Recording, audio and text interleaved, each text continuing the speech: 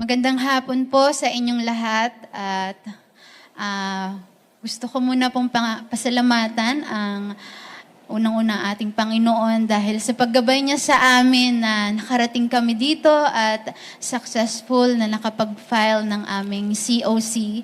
Ako po si Rosel Chantal de Mayuga, ang first nominee ng Babae Ako Party List, isang anak, ina at babae na tumatayong leader ng ating mga kababaihan upang patuloy na magbigay ng lakas at pag-asa, seguridad para sa ating mga kababaihan.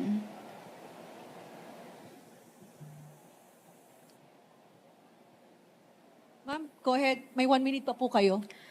At kami po, ang aming buong samahan ng Babae Ako Party List ay maraming mga nakahandang advokasya na kung saan patuloy na magbibigay lakas at patuloy na magbibigay ng implementasyon para sa lahat ng batas na para sa ating mga kababaihan. Ang priority po nito ay ang ating mga solo parents na walang pinipiling edad. At nandito po kami upang magbigay ng patuloy na kalakasan at pag-asa sa ating mga, lalong-lalo na sa ating mga nanay ng tahanan. Okay po. From the media. John? Hi ma'am, good afternoon. Good afternoon po. Meron na tayong tumatakbo na representative ng kababaihan, which is yung Gabriela. Apo. Previously na tanong sila about sa decriminalization ng abortion is ang stand nila doon is they are for decriminalization of abortion. Kayo po ma'am, are you for decriminalization of abortion? Kami po bilang babae ako po bilang isang leader, isang ina, ay hindi po kami, against po kami syempre sa abortion. Dahil sa panahon ngayon, alam naman po namin, aware kami na maraming kabataan ang nagbubuntis ng maaga o nakakapag-asawa ng maaga na hindi handa. Kaya naman po, may mga nakahanda rin kaming advocacy para sa kanila, lalong na hindi sila matatakot, hindi sila mag-aalala, hindi sila mawawalan ng pag-asa dahil ang Babae Ako Party List ay nakahandang tumulong, especially sa pag-aalaga during sa pagbubuntes at lalong-lalo na pagbibigay ng facilities or daycare center para sa mga anak. Kumbaga, nandito ang Babae Ako Party List para magbigay ng pag-asa sa kanila. Upang hindi nila maisipan na ipa-abort ang kanilang anak. Ma'am, yung sa against, yung stance nyo po against sa abortion, without reservations po, even sa rape, incest, ganun po? Opo, kasi kahit sabihin, sinasabi ng iba na dugo pa lang yan, hindi pa yan buo. Pero yan po ay blessing ng Panginoon. Kaya against po kami sa abortion. Okay. From UNTV, Dante Amento. Dito ma'am, over here. Hello po. Magandang hapon po. Magandang hapon, ma'am. Ma'am, parang follow-up lang naman.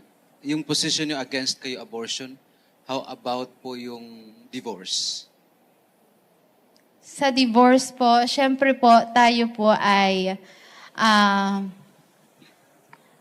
isang Kristiyano at tayo po ay against po sa divorce. Dahil naniniwala po kami, ang pinagsama ng Diyos ay hindi basta-basta mapaghihiwalay ng tao. Marami pong paraan. Alam ko po na maraming may gusto ng diborsyo. Pero marami din pong dahilan kung bakit hindi dapat ito maging legal. Kung kaya nga nandito ang babae ako para magbigay ng lakas, para magbigay ng advice, kung ano pa ang pwede naming magawa, kung ano pa ang pwede nating magawa sa bawat sitwasyon na meron tayo, lalong-lalo na sa loob ng pamilya o sa loob ng tahanan, lalo-lalo na bilang isang ina. Salamat po. Miss Jean? Miss Jean? Hillstar.com.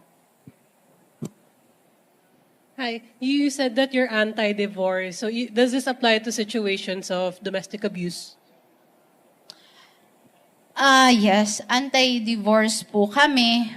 Pero, kaya nga po tayo may mga batas, kaya nga po binibigyan ng pagkakataon ang isang babae na makapagsalita, makapaghayag ng kanyang damdamin upang mapatunayan ang kanyang sarili kung bakit kailangan na niyang makipaghiwalay sa kanyang asawa. At kung ito naman po ay patungkol sa pagiging abusive or pagiging naabuso na at talagang ang sitwasyon ay hindi nakatanggap-tanggap, ito po syempre ay susuportahan ng babae ako dahil ang babae ako ay for overall welfare and security ng mga kababaihan. Sabi niyo po gusto niyo labanan yung teenage pregnancies. Anong laws yung nakikita niya para na dapat ma-implement para dito? Hindi naman po yung talagang lalabanan yung teenage pregnancy.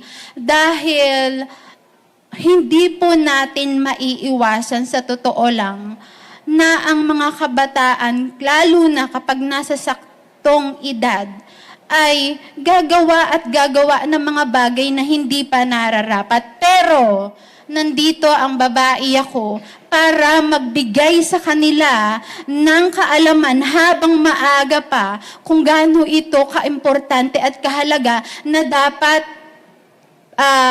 maging handa, na dapat hindi ito gawin or kung ano ang dapat na pag-aalaga sa sarili upang hindi tayo mapunta sa mga sitwasyon na hindi natin ginugusto para sa ating sarili.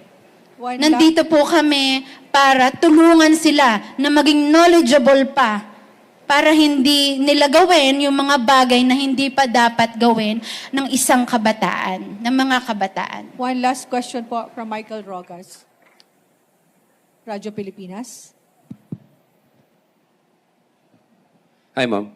Meron pong panukala na dagdagan ang maternity leave ng mga nagbubuntis. Ano po ang inyong stand patungkol dito? Para sa panukala ng additional maternity leave ay ito naman po ay kasi po ako po ay isang ina na rin at mabilis po kasi ako naka-recover sa aking panganganak, sa aking pagbubuntis. Para sa akin po, hindi naman po ito masama. Kasi iba-iba po kasi ang sitwasyon ng pag nagbubuntis. At alam po yan ng bawat babae na nakaranas na ng pagbubuntis. At ito ay hindi masama. Para sa akin po, hindi po ako against sa additional maternity leave. Kasi ang ating iniisip dito ay ang kapakanan, kalusugan ng ating kababaihan. Para po sa inyo, ilang araw ang dapat na ibigay sa isang babae na maternity leave? Para sa akin po, 2 buwan ay sapat para makapagpahinga at maibalik sa normal ang kalusugan ng isang babae upang makapagtrabaho ng maayos. Thank you. One last quick question. Very quick. John, Inquirer.net. Quick clarification po. Sorry, we missed it earlier. Your name and pang-ilang nominee po kayo? Ako po si Rosel Di Mayuga, pero ang akin pong nickname na kilala po ako ng tao ay Chantal po. First nominee ng babae ako, party list. First time po ba ninyong tatakbo? Yes po. Actually po, ang aming party list ay nakatakbo na ng way back 2021 election. At ngayon po, ako po yung tatayo bilang first nominee dahil iba po yung, kasamahan po namin ang unang tumakbo ng first election at ngayon po ay susubok ulit kami at with the blessing of the Lord ay kami po ay confident po na makakapasok. Thank you po. Ma'am, Salamat po. time is up na po. Maraming salamat po.